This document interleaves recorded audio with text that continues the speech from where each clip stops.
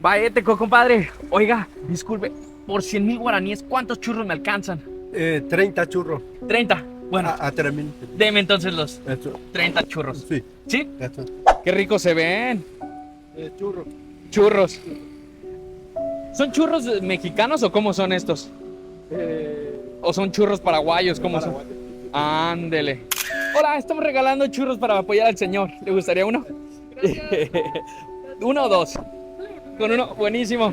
Buenas tardes, estamos vendiendo, regalando churros. ¿Le gustaría uno? Es para apoyar al caballero. ¿Uno? Ok. Son gratis, estamos... Ah, ok. Sí, gracias. Son gratis, ¿eh? Estamos ayudando al emprendedor. Sí, ah, ok. Bueno, ahí está. Así, tome los que quiera.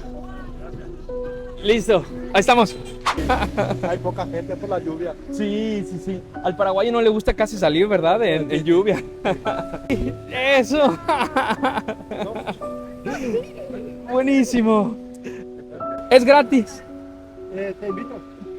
El señor compró todo. Mi nombre es Eddie y esto es El Arte del Nómada. Y síganme los que no me siguen.